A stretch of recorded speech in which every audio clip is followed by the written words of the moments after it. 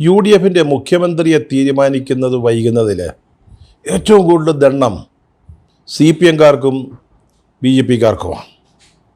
അക്കൂട്ടത്തിൽ നമ്മുടെ നരേന്ദ്രമോദിയും ഉണ്ട് കേട്ടോ. നമ്മുടെ പ്രധാനമന്ത്രി CPM നേതാക്കളുടെയും പ്രവർത്തകരുടെയും അണികളുടെയും സൈബർ പോരാളികളുടെയും എല്ലാം സോഷ്യൽ മീഡിയ അക്കൗണ്ടുകളിൽ അവരുടെ സങ്കടവും വിഷമവും വിലാപവും ഒക്കെ അങ്ങനെ നിറയുകയാണ്. ചിലർ കരഞ്ഞങ്ങ് വല്ലാതായി കേട്ടോ.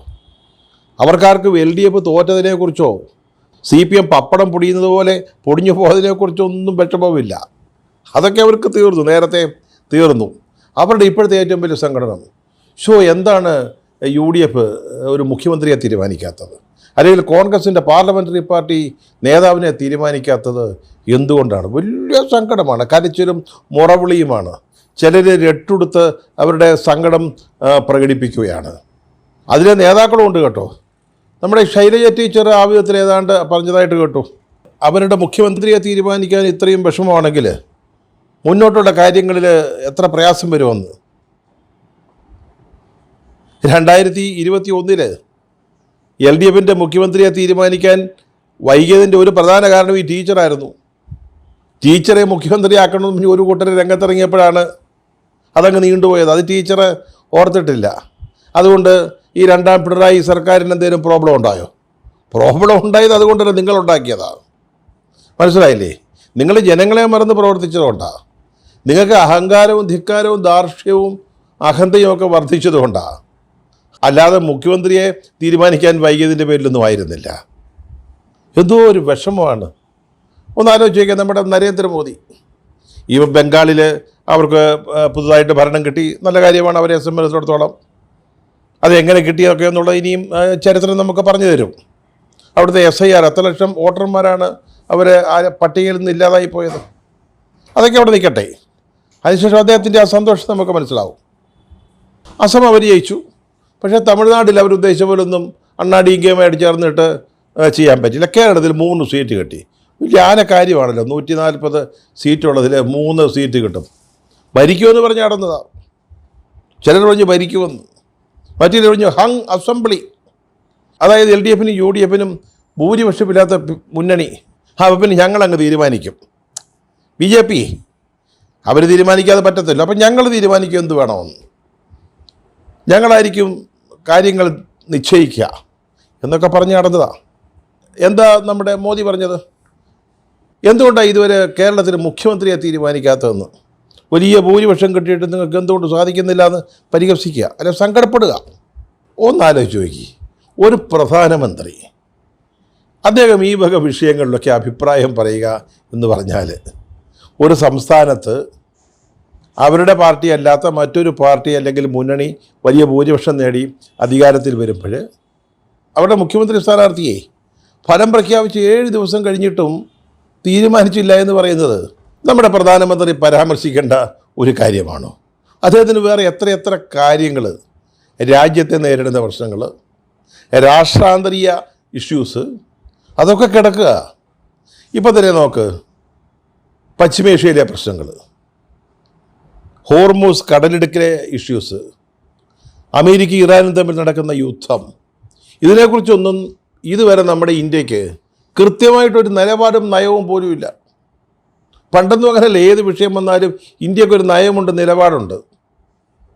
നെഹ്റുവിൻ്റെ കാലത്ത് ചേരാ നയമായിരുന്നു. അതിപ്പോൾ ഇല്ലല്ലോ. നെഹ്റുവിനെ പോലും അംഗീകരിക്കുന്നില്ല. കിട്ടുന്ന ഓരോ അവസരത്തിലും നെഹ്റുവിനെ ആക്ഷേപിക്കുക. അതാ മോദിയുടെയും അമിത്ഷായുടെയും ബാക്കി RSS കുഞ്ഞുങ്ങളുടെയും എല്ലാം പ്രധാനപ്പെട്ട ജോലി, നെഹ്റുവിനെ അധിക്ഷേപിക്കുക. അപ്പോൾ നെഹ്റുവിൻ്റെ ചേരാ നയമല്ലല്ലോ. പിന്നെ എന്താ നിങ്ങളുടെ നയം? നിങ്ങൾക്കൊരു നയമുണ്ട്, ഒരു അഭിപ്രായമുണ്ട് പശ്ചിമേഷ്യൻ പ്രശ്നങ്ങളിൽ, അല്ലെങ്കിൽ അതുപോലുള്ള നിരവധി ഇഷ്യൂസ് വരുമ്പോൾ എന്തെങ്കിലും ഒരു അഭിപ്രായം പറ. മനുഷ്യർക്ക് ബോധ്യപ്പെടുന്നെന്തെങ്കിലും ഒരു അഭിപ്രായം പറ. ഇല്ലല്ലോ. ആ പാർട്ടിയുടെ പ്രധാനമന്ത്രി വന്നിട്ട് കേരളത്തിലെ മുഖ്യമന്ത്രിയെ തിരഞ്ഞെടുക്കുന്നതിലെ കാലതാമസം വലിയ ഇഷ്യൂ ആക്കി സംസാരിക്കുന്നു, പരാമർശിക്കുന്നു എന്നൊക്കെ പറഞ്ഞാൽ എന്തൊരു കഷ്ടമാണ്. കഴിഞ്ഞ 4-ാം തീയതിയാണ് ഈ തെരഞ്ഞെടുപ്പ് നടന്ന സംസ്ഥാനങ്ങളിൽ കേരളമടക്കം ഫലം വരുന്നത്. വലിയ ഭൂരിപക്ഷം നേടി UDF 102 സീറ്റുകൾ. സ്വാഭാവികമായിട്ടും ആദ്യത്തെ 1-2 ദിവസങ്ങൾ സന്തോഷ പ്രകടനങ്ങളാണ്. ഡൽഹിയിലാണെങ്കിൽ അവർക്ക് ചില സംസ്ഥാനങ്ങളിൽ നേരിട്ട പരാജയം, കേരളത്തിലെ വിജയം, അതുപോലെ തമിഴ്നാട്ടിൽ വിജയുടെ പാർട്ടി അധികാരത്തിനടുത്ത് നിൽക്കുന്നു, അവർക്ക് പിന്തുണ നൽകണോ എന്ന വിഷയം, ഇതൊക്കെ ചർച്ച ചെയ്യുന്ന ഒരു 1-2 ദിവസങ്ങൾ. 3-ാമത്തെ ദിവസം 7-ാം തീയതി ഈ MLA-മാരുടെ അഭിപ്രായം അറിയാൻ വേണ്ടിയുള്ള ഹൈക്കമാൻഡിൻ്റെ പ്രതിനിധികൾ ഇവിടെ എത്തി. അവരന്ന് തന്നെ 10:30 മുതൽ ഇന്ദിരാഭവനിൽ 63 MLA-മാരെയും കണ്ട് ആര് മുഖ്യമന്ത്രിയാകുന്നതാണ് താങ്കൾക്ക് താല്പര്യമെന്ന് ചോദിക്കുന്നു. അത് എന്തുകൊണ്ട് എന്ന് ചോദിക്കുന്നു. മാക്സിമം 1.5 മിനിറ്റ് അധികമുള്ള ഒരാൾക്ക് കിട്ടിയിട്ടില്ല. അത് എല്ലാവരുടെയും അഭിപ്രായം കേൾക്കുന്നു. ചിലർ KC വേണുഗോപാലിൻ്റെ പേര്, മറ്റു ചിലർ VD സതീശൻ, വേറെ ചിലർ രമേശ് ചെന്നിത്തല. ഇക്കൂട്ടത്തിൽ ഹൈക്കമാൻഡ് എന്ത് തീരുമാനമെടുക്കുന്നു അത് അംഗീകരിക്കുന്നു എന്ന് പറഞ്ഞ ആളുകളും ഉണ്ടായി. ഓരോരുത്തർക്കും എത്ര പേരുടെ പിന്തുണ കിട്ടിയെന്നൊന്നും എനിക്കറിഞ്ഞുകൂടാ. ഈ പല കണക്കുകളിലൂടെ പ്രചരിക്കുന്നുണ്ട്, അതെന്തും ആവട്ടെ. അതിനുശേഷം അന്ന് തന്നെ നിരീക്ഷകർ മടങ്ങി ഡൽഹിക്ക്. പിറ്റേന്ന് AICC പ്രസിഡന്റ് ഖർഗെയ്ക്കും രാഹുൽ ഗാന്ധിക്കും റിപ്പോർട്ട് സമർപ്പിച്ചു. അന്ന് തന്നെ വരാൻ പറഞ്ഞു ഇവിടുത്തെ നേതാക്കളോട്. KPCC പ്രസിഡൻറ്റും അതുപോലെ തന്നെ രമേശും സതീശനും അന്ന് തന്നെ ആ രാത്രി തന്നെ ഡൽഹിക്ക് പോകുന്നു. KC വേണുഗോപാൽ അവിടെയുണ്ട്. അവർ തമ്മിൽ ചർച്ച നടക്കുന്നു. ആ ചർച്ചയിൽ എന്തൊക്കെ നടന്നെന്നോ ഒന്നും അറിഞ്ഞുകൂടാ. ഏതായാലും ആരെയും തീരുമാനിച്ചില്ല. എല്ലാവർക്കും പറയാനുള്ളത് കേട്ടു. വേണമല്ലോ, അങ്ങനെ വേണമല്ലോ ജനാധിപത്യം. ഇതിനിടയ്ക്ക് മറ്റൊന്ന് പറയട്ടെ. വലിയൊരു ഭൂരിപക്ഷത്തിൽ UDF ജയിക്കുക. അതിൻ്റെ നേതൃസ്ഥാനത്ത് നിന്നവരാണ് ഈ 3 പേരും, വേണുവും സതീശനും രമേശും. ഈ വിജയത്തിൽ അവരുടേതായ പങ്ക് ഓരോരുത്തർക്കും ഉണ്ട്. ഏറ്റക്കുറച്ചിലുണ്ടാവാം, ചിലർക്ക് കൂടുതൽ പങ്കുണ്ടാവാം, ഇല്ലെന്നൊന്നും പറയുന്നില്ല. ഇതൊന്നും അളന്നു നോക്കത്ര എളുപ്പമൊന്നുമല്ല. ഈ 3 പേരും കേരളത്തെ നയിക്കാൻ സർവ്വതാ യോഗ്യരാണ്. അതിന് പരിചയസമ്പത്തുള്ളവരാണ്, അല്ലെങ്കിൽ കാഴ്ചപ്പാടുകളുള്ളവരാണ്, വിഷനുള്ളവരാണ്. 3 പേരിൽ ആർക്കും വരാം. അവരങ്ങനെ ആഗ്രഹിക്കുന്നതിൽ എന്താ തെറ്റ്? അവരുടെ അനുയായികൾ അങ്ങനെ ആഗ്രഹിക്കുന്നതിൽ എന്താ തെറ്റത്? അത് ഈ ഫ്ലെക്സ് വയ്ക്കുകയും പ്രകടനം നടത്തുകയും ചെയ്തൊക്കെ അതിലിടുന്ന കാര്യങ്ങളാണ്. അതൊന്നും ഒരു പാർട്ടിക്ക് ചേർന്നതല്ല. ജനങ്ങൾ വലിയ ഭൂരിപക്ഷം നൽകി അധികാരത്തിലേറ്റി നിർത്തിയിരിക്കുന്ന ഒരു മുന്നണിയെ നയിക്കുന്ന പാർട്ടിക്ക് ചേർന്ന ഒന്നുമല്ല.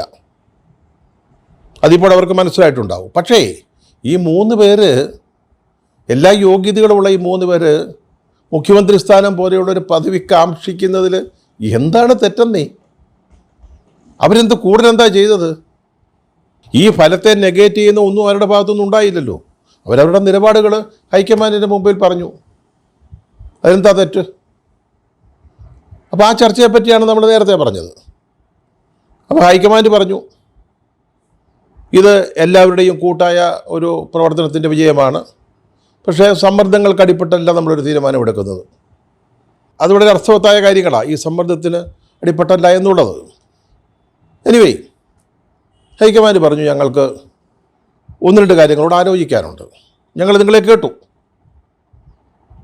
ആൻ്റണിയോട് ചോദിക്കണം, ശ്രീ AK ആൻ്റണിയോട് സോണിയാഗാന്ധിയുടെ അഭിപ്രായം എന്താണെന്ന് അറിയണം. അതിനുശേഷം ഞങ്ങളൊരു തീരുമാനം എടുക്കും. ഇതിനിടെ കേരളത്തിൽ നിന്നുള്ള MP ആയ പ്രിയങ്ക ഗാന്ധിയുടെ അഭിപ്രായത്തിനും ഒരു വിലയുണ്ടാവും. ആൻ്റണി ഇപ്പോൾ ആസ്പത്രിയിലായിരുന്നു. ഇന്നോ നാളെയോ ഡിസ്ചാർജ് ചെയ്ത് വീട്ടിലെത്തും. ഒരുപക്ഷെ അതിനുശേഷമായിരിക്കും സംസാരിക്കുക.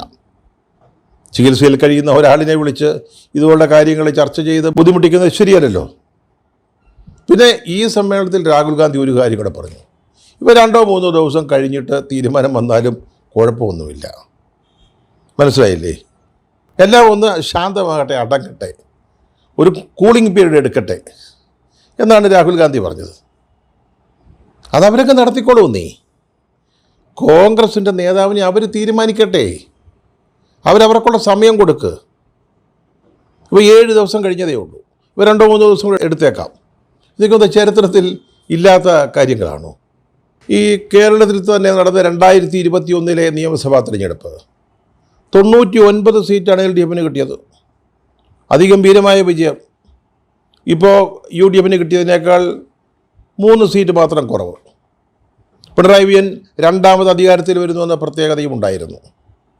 അപ്പോൾ സ്വാഭാവികമായിട്ടും രണ്ടാമത് LDF അധികാരത്തിലേക്ക് കൊണ്ടുവന്ന പിണറായി വിജയനെ ഒരു നിമിഷം കൊണ്ട് CPM അവരുടെ പാർലമെൻ്ററി പാർട്ടി ലീഡറായിട്ട് തിരഞ്ഞെടുക്കാം.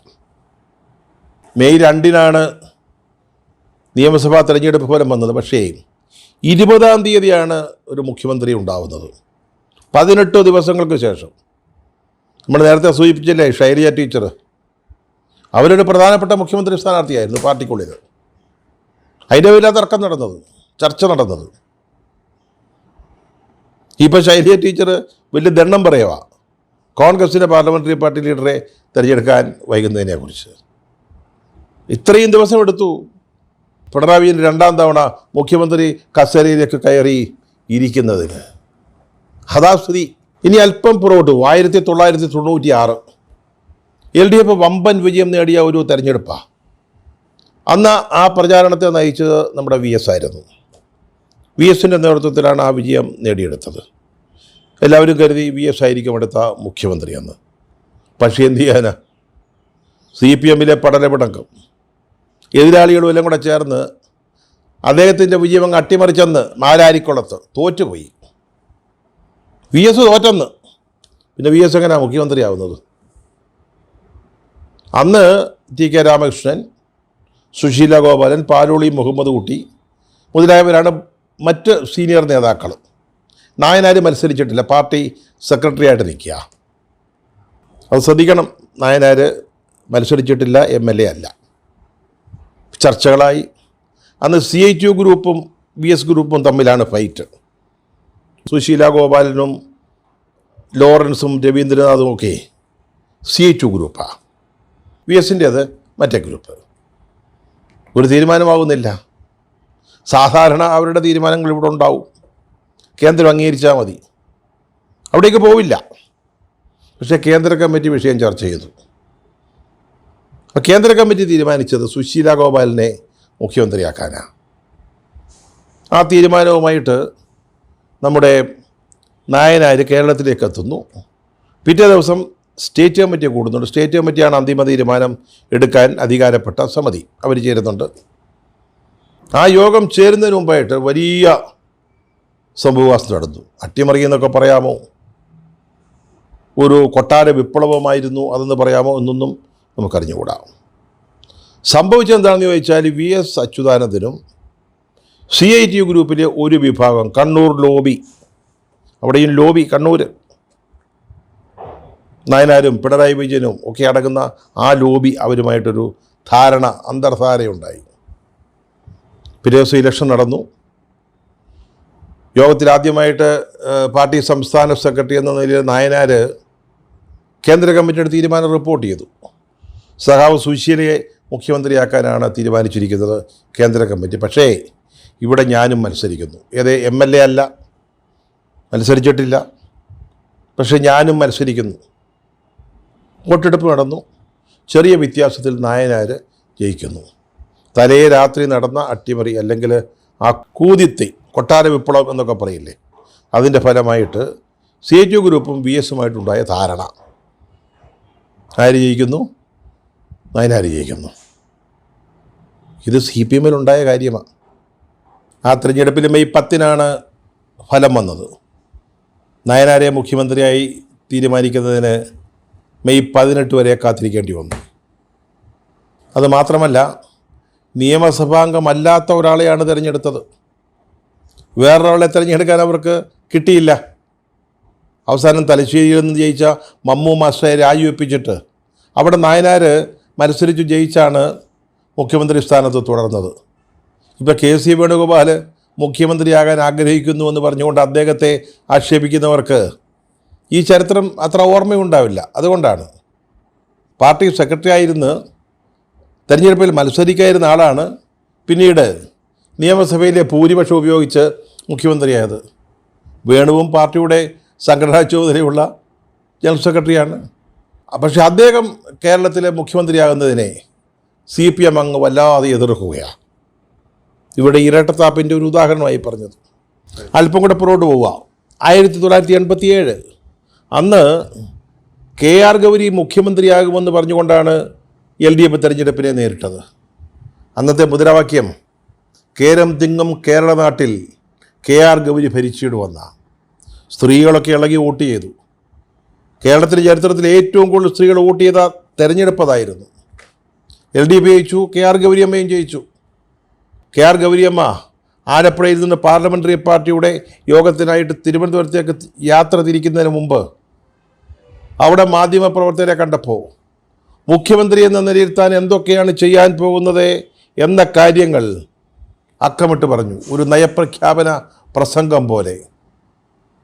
പക്ഷേ ആലപ്പുഴയിൽ നിന്ന് കാർ ഓടിച്ച് തിരുവനന്തപുരത്ത് എത്തുന്നതിനകം കണ്ണൂർ ലോബി അങ്ങ് ഇളകി പ്രവർത്തിച്ചു. അതേ പിൽക്കാലത്ത് സുശീല ഗോപാലിനെ മുഖ്യമന്ത്രിയാക്കാതിരിക്കാൻ വേണ്ടി ശ്രമിച്ച കണ്ണൂർ ലോബി, അവിടെയും നായനാരാ ജയിച്ചു. നായനാർ മുഖ്യമന്ത്രിയായി.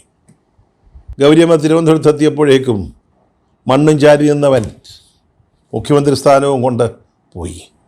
ഈ ചരിത്രമുള്ള പാർട്ടിയാണ് 7 ദിവസം കഴിഞ്ഞിട്ടും കോൺഗ്രസിൻ്റെ പാർലമെൻ്ററി പാർട്ടി ലീഡറെ തിരഞ്ഞെടുക്കാൻ കഴിയാതിരിക്കുന്നതിനെക്കുറിച്ചുള്ള വിലാപവും സങ്കടം പറച്ചിലൊക്കെ നടത്തുന്നത്. അതുപോലെ BJP പറഞ്ഞല്ലോ, മോദി തന്നെ അങ്ങനെ രംഗത്ത് വന്നു പരിഹാസവുമായിട്ട്. 2025 ഡൽഹി ഇലക്ഷൻ, ആ തെരഞ്ഞെടുപ്പിൽ BJP വലിയ വിജയം നേടി. ആം ആദ്മി പാർട്ടിയെ തോൽപ്പിച്ചുകൊണ്ട് കുറേ കാലമായിട്ട് അധികാരത്തിൽ നിന്ന് പുറത്തായിരുന്ന BJP തിരികെ വരിക. തെരഞ്ഞെടുപ്പ് ഫലങ്ങൾ പുറത്തു വന്ന് ഫെബ്രുവരി 8 പിന്നീട് ഒരു മുഖ്യമന്ത്രിയെ കണ്ടെത്താനുള്ള മാരത്തൺ ചർച്ചകളായിരുന്നു. 3 പേരാണ് നേതൃസ്ഥാനത്തേക്ക് പരിഗണിക്കപ്പെട്ടത്. ഒന്ന് കെജ്രിവാളിനെ പരാജയപ്പെടുത്തിയ പർവേഷ് വർമ്മ, മറ്റൊന്ന് വിജീന്ദർ ഗുപ്ത.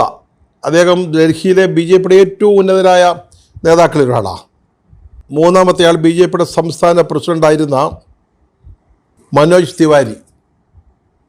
3 കൂട്ടർക്കും വേണ്ടി അവകാശവാദങ്ങൾ ഉയർന്നു, ലോബിയിങ് നടന്നു, വിവിധ തലങ്ങളിൽ ചർച്ച നടന്നു. അവസാനം മോദിയും അമിത്ഷായും ചേർന്ന് അവരെ അങ്ങ് തിരഞ്ഞെടുത്തു. ആരും പ്രതീക്ഷിക്കാത്ത ഒരു പുതിയ മുഖ്യമന്ത്രി, രേഖാ ഗുപ്ത. അവർ മുഖ്യമന്ത്രിയാകുന്ന ആരും അവർ പോലും കരുതിയിട്ടില്ല. മഹിളാ മോർച്ചയുടെ അഖിലേന്ത്യാ വൈസ് പ്രസിഡൻ്റായിരുന്നു. അതുപോലെ തന്നെ BJPയുടെ സംസ്ഥാന ജനറൽ സെക്രട്ടറി ആയിട്ടും പ്രവർത്തിച്ചിട്ടുണ്ട്. ആ പാരമ്പര്യം മാത്രമുള്ള രേഖാ ഗുപ്തയെ മുഖ്യമന്ത്രിയാക്കി. അതിൻ്റെ പിന്നിൽ ഒരു അജണ്ട ഉണ്ടായിരുന്നു. ഡൽഹി അമിത്ഷായ്ക്ക് നേരിട്ട് ഭരിക്കണം. അതിന് നേരത്തെ പറഞ്ഞ മറ്റുള്ളവർ വന്നാൽ ശരിയാവില്ല. അതുകൊണ്ടാണ് ആരും പ്രതീക്ഷിക്കാത്ത ഒരു മുഖ്യമന്ത്രി അധികാരം കയറുന്നത്. ഇത് BJPയുടെ ഒരു ഏർപ്പാടാണ്.